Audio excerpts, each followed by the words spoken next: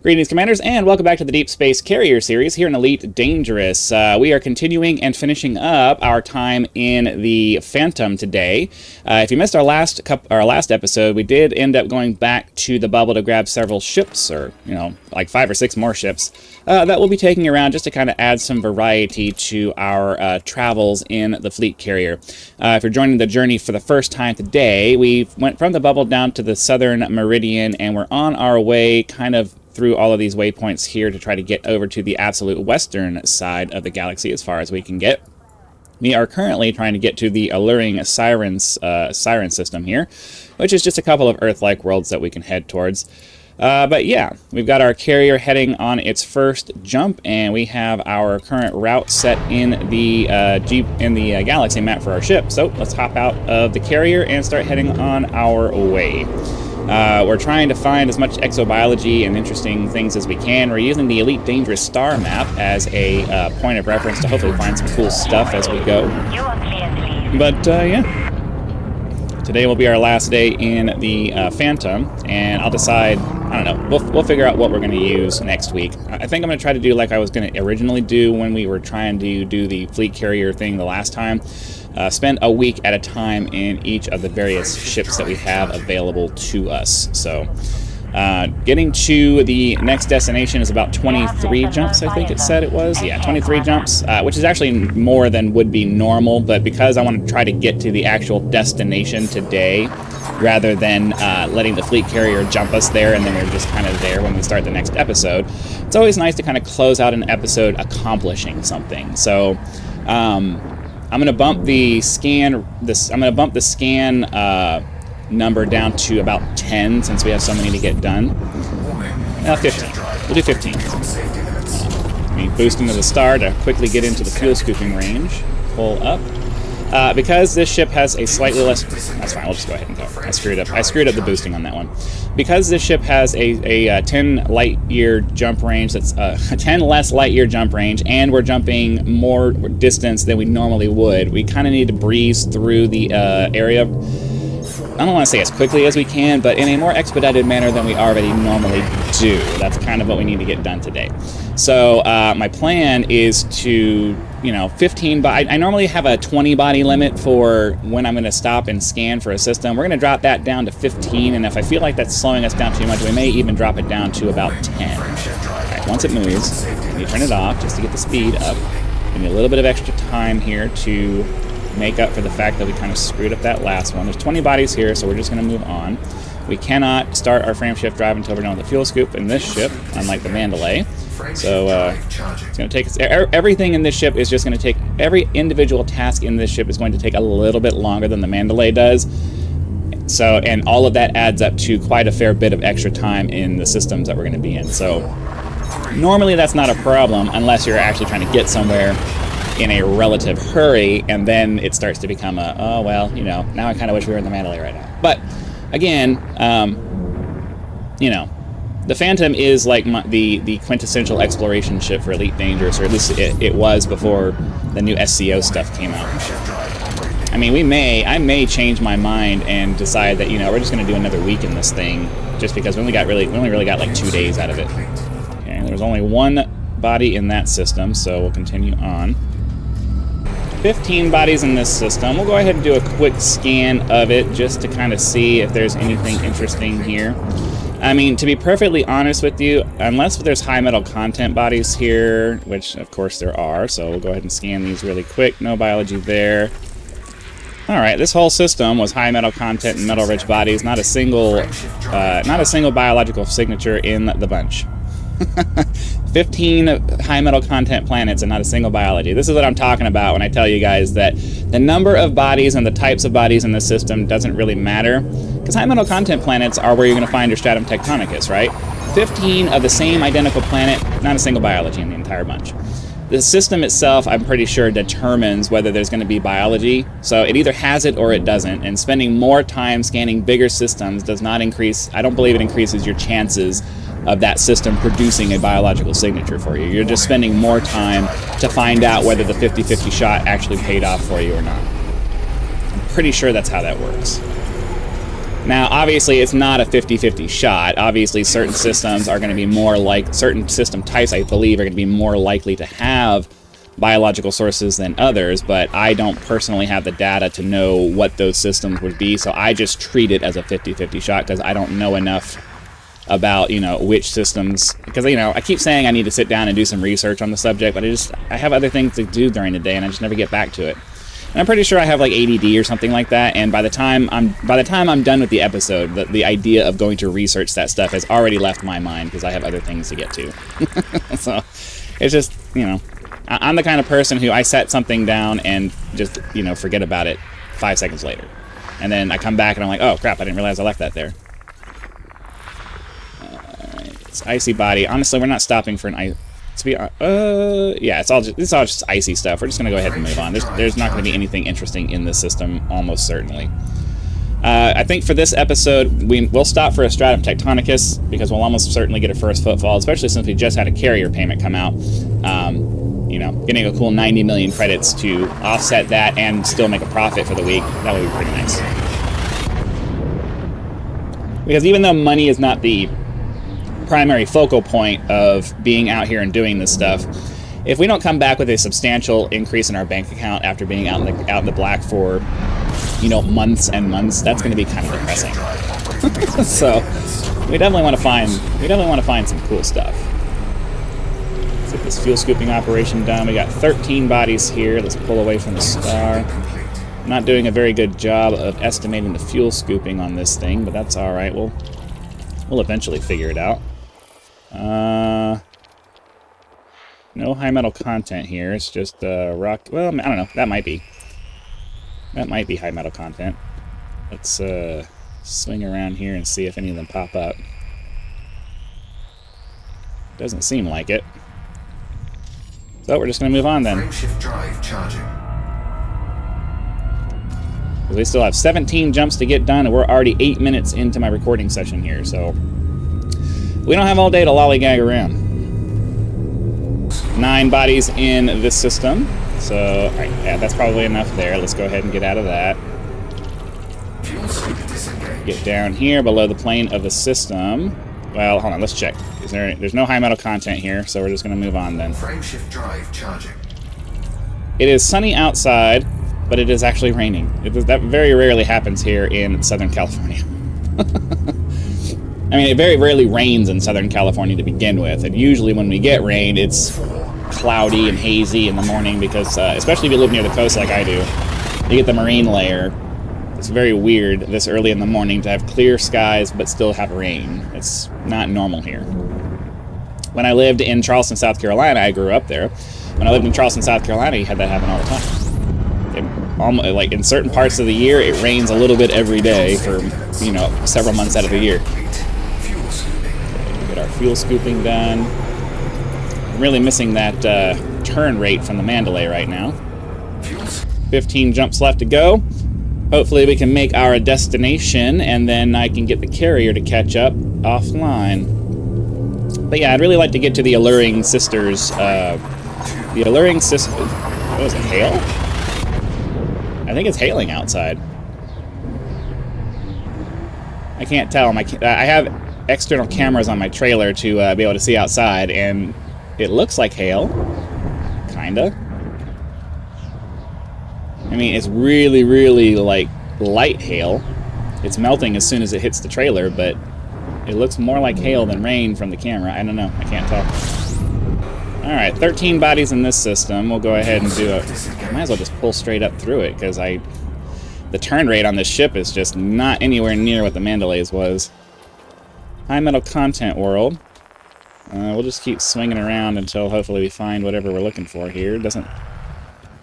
I'm not sure where the high metal content world is. They're making it very difficult. Alright, this is why I'm not a fan of the full spectrum system scanner. It tells me that there's a full metal, a high metal content planet in the system. I scan around where all of the planets are. I even randomly move around trying to find it in the thing, and it just will not highlight it for me. So this will be my daily statement that I hate the full spectrum system scanner. I wish that the Discovery scanner gave you a summary of what's in the system, and the scanners, the full spectrum system scanner and detailed surface scanner are only for locating those things, not for telling you that they're in the system. There you go. That's it for the day.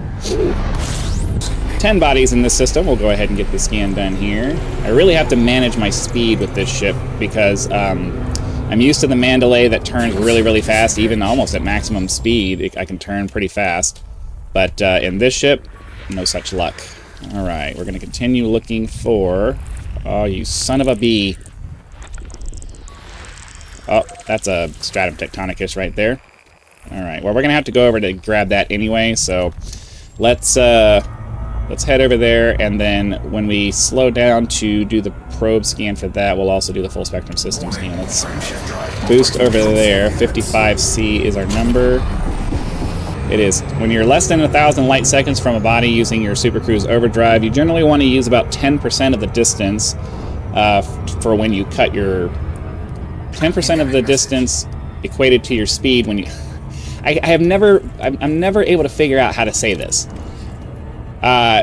For less than 1,000 light seconds from your destination, take 10% of that figure. That is the speed at which you will turn off your Super Cruise overdrive. Generally, that would get you to the 7-second mark or around there. You might need to overshoot that a little bit, but generally that's a pretty good marker to use to optimally turn off your Super Cruise overdrive, to not overshoot but not end up like having your ETA drop to like 15 seconds or something stupid like that. All right, so let's stop here. Let's look at this and see if we can find that other one and see if maybe there's another 2 biology high metal content planet here. No, it's just... All right, so it's just this one. That's fine. We're going to go get ourselves some... we're going to go withdraw some cash from the galactic Exobiology bank here. So let's go ahead and get the probes out. We got 6 probes on this one, so... Gotta wait for the reloads to happen, because for whatever reason they decided that 3 probes was enough for planets like this. And they made the reload take, well, for me, for an impatient person like me, it takes forever. I know that for some of you guys, you're like, it's not that bad, man. Alright, stratum. It's going to be stratum tectonicus. Let's get down to the planet as quickly as we can, grab some samples, and then... hopefully get back on our way. We've got 13 jumps left to get done. I may just make this an extra long episode just to get this done, because I would really like to get to the destination today, but I also don't want to pass up... I don't want to pass up a landing. It gives us a chance to get outside of our ship and see the Phantom on the ground, so that's going to be kind of cool. But also just the fact that it's going to get loud here because the hail is... the hail is really starting to like hit hard. I'm not sure why it's raining, why it's hailing, why we're getting this right now, but of course it's happening right when I'm trying to do a recording. Too far into it now for me to cancel, so I have no way of knowing how much of it's being picked up. In general, even when the air conditioner's on, it doesn't really pick that up very much, so I'm hoping that just like the air conditioning, the noise from the rain outside my RV is not being picked up very much. We'll have to wait and see. We'll get our glide happening down to the surface. At the very least, my voice should be overpowering that sound. I'm hoping. I'm hoping it's overpowering that sound. We'll just have to wait and see. But yeah, let's get down to the surface here and find ourselves some stratum tectonicus. Where is it? I see some patches of bacteria, I think, over here. There's our stratum right there. Oh man, the turn radius and the response from this ship is just not nearly as nice. Oh, do I still have my throttle is still set to half. I'm like, no wonder why. Alright, so let's find a place to land here. Can I get up here? It'd be nice if I could land like right up here. Doesn't look like it though. Find a place right over here then. Oh, right there with it. There we go. There we go. Awesome, we can land here. It's getting really loud outside. Scanner out, we'll go get our, first footfall. Stratum tectonicus, 90 million credits. I am a big fan. Alright, scan here. Look at that beautiful ship. Yeah, I'm gonna have to swap that, the wings out off the top. I'm not a fan of that. I thought I had something else different on there, but... It's been a while since I've had this ship, so I just kind of threw a ship kit together because I couldn't remember what it looked like when I've had it before, but I'm pretty sure I had something flat, like the flat wings on the top and not the big pointy sticking out ones like that. That's all right. We'll get it figured out. Let's hopefully we can find a flatter spot to land over here for these. Let's I want to make sure we're far enough away because the landing process here is a little bit annoying for this ship. It's a little bit more annoying than the Mandalay would be. Obviously, everything that we're doing with any of these ships is going to be in comparison to the Mandalay because it's just way better than any of the other ships that are out there. But the nostalgia factor makes up for it. Like you see me talking about how much more difficult it is to do it, but you don't see me getting frustrated with it because I understand and I know it's coming and I accept it because, you know, these are the old school ships. They're going to be worse. And they should be worse because they're the old school ships, and that's fine. It makes sense that they would be worse. It's not like some of the other things in this game where they were just intentionally designed from the start to be bad, like the full spectrum system scanner. That was just designed from the start to be annoying. I'm sure the person who put together the system didn't think it was going to be annoying, but it ended up being annoying. The full spectrum system scanner is cool the first like 10 times you use it, and then after that you're just like, can I just get the scan done now, please? Do I really have to spend all this time doing this? I have better things to do than sit here fiddling with this stupid thing. But I can live with it with these ships because, you know, for their time, this was the best exploration ship that you could get. Like, this was the absolute, like, if you're gonna pick any ship, the Phantom would have been it. That's the ship you took out into the black if you wanted to have, like, you know, the best of all worlds. You know, if you really had to have fighters and, you know, all that stuff, you could, and you know, maximum jump range was your concern, you took the Anaconda, but then you had to sacrifice the really crappy slow turn rate and all that stuff. But for, you know, just general exploration, and you were fine not having the fighters, and you didn't need, you know, the absolute maximum jump range, and you actually wanted something that you could fly around without, you know, without feeling like you're, you know, lugging sandbags around, this was the ship you took. And so, you know, this ship is only worse now because something better was made, something better is on offer, and it's only by comparison that this is worse. And you can live with that. You can absolutely live with that. When the only option available to you is the crappy option, and it was intentionally designed to be as manually labor-intensive as possible, and that doesn't make sense in a ship that has, you know, crazy advanced computer systems on it, then you start to get annoyed, because, like, this was just a conscious decision that was made arbitrarily because gameplay. It's not gameplay, it's stupidity. That's all I'm saying. That's all I'm saying, you know? Alright, let's try to get this done. We're going to slow down a lot because I really overshot that, and we really need to make sure we keep up on our fuel scooping. We made our 90 million credits, so I think what we're going to do now is we're just going to push through, because we still have another 12 jumps to get done, and I would really like to get to our destination today. I only have about 10 minutes left of recording time for this episode before I need to move on to my next game, so yeah, I think that's what we're going to do. We'll just breeze on through this part. We've made our profit for the week. We made a good 60 million credits worth of profit for the week once you reduce the 32 million of, you know, carrier upkeep that we just had to pay today. So yeah, for this one I can't. For this ship I can't leave the Super Cruise Overdrive on quite as long as I can for the Mandalay, because it doesn't decelerate as hard.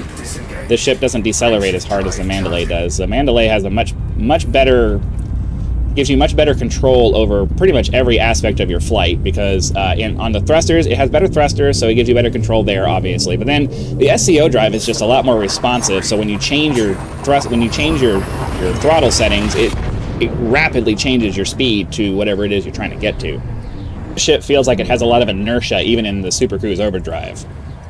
You set the throttle back down to, like, when I go through this process here, I'm able to boost, and then once the star starts significantly moving, I turn it off, and then I pull back the throttle once, and it seems to kind of be working this time. But on the smaller stars, even with the smaller stars, I'm able to just kind of pull hard on the stick and it stays pretty close. On this ship, it feels like it's just got a lot of extra inertia that keeps the speed faster than the pull of the stick can keep up with. So again, just like, I'm not complaining, I'm just making statements of fact. It's an older ship, it doesn't respond as well, and it's to be expected that it's going to perform a little worse.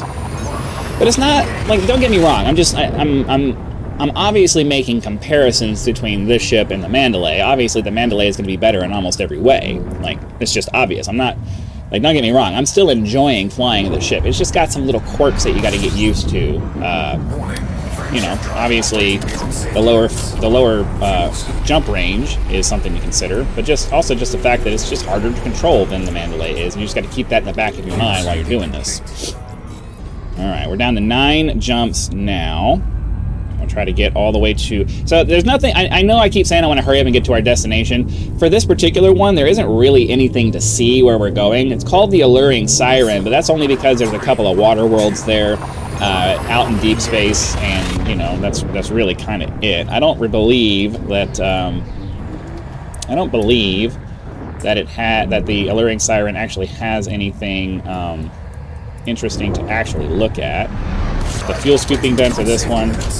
We'll take a look at the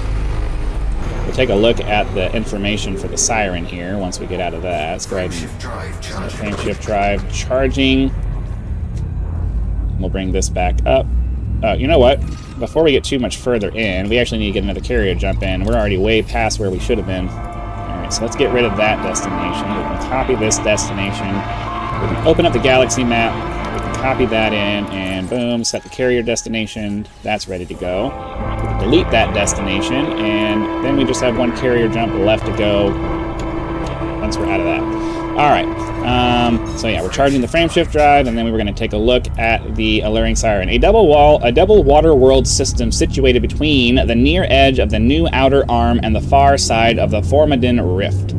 One of the planets within this system is a pure ringed water world with no land masses and no atmosphere, a jewel of light in a desolate region. So yeah, that's going to be the cool thing, a ringed water world. That's what we're going to be hopefully going to check out here pretty shortly, if we can get these jumps done very quickly, and then go take a look at it, maybe get a screenshot. I overdid that one, so I'm going to pay for that. Oh, maybe not. I think we're okay. Go ahead and get our frameshift drive. You can start frameshift driving while you're fuel scooping, as long as you're pretty close to being on the outer edge of it. You'll get out before you overheat, so you don't have to wait until the fuel scooping is completely done. As I said, I mean, I've been out to Beagle Point and back in this particular ship, I think 3 times. Twice offline, and then we did our trip out there when I first started this Elite Dangerous journey on YouTube. So I've been out there several times in the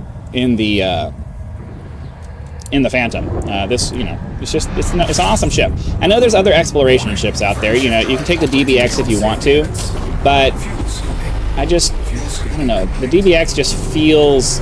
It just doesn't give you that same sense of security that this ship does. Like, it has a higher jump range. It has a fairly significantly higher jump range, but the shields and the hull on it aren't nearly as tanky. So if you run into something, you're gonna have a harder time dealing with it. And it also just doesn't have the internal slots to bring 2 automated repair units with you, so that, you know, you can keep your repair units fixed up along with your hull and your other systems and all that stuff. So, you know, and then just the fact that you can bring a bigger SRV bay and have a spare SRV when you're out in the black, that's pretty nice to have too. If we didn't have the carrier and we were just taking the Mandalay out there, you know, having the spare SRV would be absolutely clutch. If you were a person who really liked to go out and do SRV stuff, because, you know, you don't want to break your SRV. You don't want to break your SRV and then not have one available to you. That would suck. So, we have the fleet carrier, so it's not that big of a deal. We don't even really need to bring an SRV bay with us. We don't even really need to bring SRVs with us. If we find something that we really want to... You do. You should always have an SRV with you for the just-in-case factor. In case you see something where you really want to get out and hop into your SRV and go check it out. Maybe for some reason you somehow can't get there by foot or whatever. I can't see that situation happening, but you never know. I don't know. I don't know. I have my personal preferences. Some of you guys really just love being in your SRV, and that's fine. There's nothing wrong with it. It's just I don't care for it. We're just going to go ahead and push on. We'll get as much fuel scooping done as we can, but we're within 4 jumps now, so there's no reason that we should have to worry about fuel at this point. So we'll go ahead and push on, and then hopefully we'll be able to find this water world. This episode, at least as far as my recording time, is going to be a little bit longer than I normally would like it to be. But we're going to get there. We're going to go take a look at the Alluring Siren. We're going to go take a look at the at that water world, and then we'll move on with our day. I don't know why that was so hard to say, but that's fine. Right, we'll still try to scoop a little bit of fuel off of each of these stars, but yeah, we need to get these jumps done and we need to move on. Alright, we have 2 more jumps left to go. Alright, let's get this last little fuel scooping operation done, and then we can get off into the last system here and start scanning. I think I've already decided what I'm going to call this episode. We're going to call it One Water World on the Rocks, Please. I'll try to remember that when I'm uploading it later. One Water World on the Rocks. I think that'll get some people's attention, don't you? Yeah? That sounds... It's hard coming up with enticing sounding titles without it making it clickbaity, you know? Like, and some people, I think some people get irritated when I put some of these videos, when I put some of the titles out there. I think they make some assumptions based off of my title, even though the title doesn't necessarily put those assumptions out. But some people dislike my videos, and I have to assume it's because it's not getting to what they thought they were going to see fast enough or something like that. Like, I don't know. I don't know. I mean, I guess maybe they just don't like me. That's obviously probably the more likely thing. All right, so that's one of the water worlds there. We're going to go target the ringed water world first, though. All right, there we go. That's what we're looking for. So yeah, it's just the 2 water worlds there. There's 41 bodies here. I'm not scanning 41 bodies. Let's just go over, get our scan of the water world, get our screenshot, and then we can call it a day. I let that go way too early. I mean, I guess maybe not. We are settling down into 7 seconds, so that wasn't bad. All right, yeah, let's get over here and get our scan of the planet and our screenshot. And then I'll wait for the carrier to finish its current jump, schedule the jump to get it here, and that will be it for Elite Dangerous for me. You'll be done when we're done with this scan here and we get our screenshot. So I would like to end the episode looking at this what should be a very pretty planet. So I think we're actually going to stay, well, I don't know, we have to get over here so I can get the probes around the planet. So as much as I would love to have gotten an angled view of it, I don't think that's going to happen because we need to be like right here.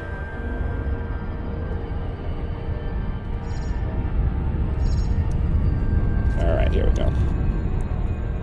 So ideally I can get one there, one there, one there, one there. Wait for the reload and hit one right there, and then we can hit one right here. And then we'll wait and see. While we're waiting for that, we can hop into our view here, get the free camera out, get the thing away. Oh, can I switch modes from here? Yes, okay. Look at that. That is a beautiful sight. Let's see. I want to get above the ship from here. I would have liked to have had it in the corner there, but you can't really see the ship if I do that, so... Alright, so yeah, we're going to screenshot that. Hop back into the ship. Looks like we did not... Oh, we did. We did get our efficiency bonus. All right. Well, that's going to go ahead and do it for today's episode. Hopefully you guys had lots of fun. Be sure to click the like button, subscribe to help us reach 10,000 subscribers. Join as a member for early access to videos, among other perks, or you can just leave YouTube's version of a tip with the thanks button. Also have PayPal and Patreon links in the description if you prefer to go that route, because some people do like to go outside of YouTube to help out with YouTube channels, so those links are there for your convenience. So again, thank you very much for your time. Be sure to come back for tomorrow's episode, or Monday's episode. Sorry, this will publish Friday. Be sure to come back for Monday's episode, where we will continue on to the next waypoint on our way out to the western end of the galaxy. And I'll see you then.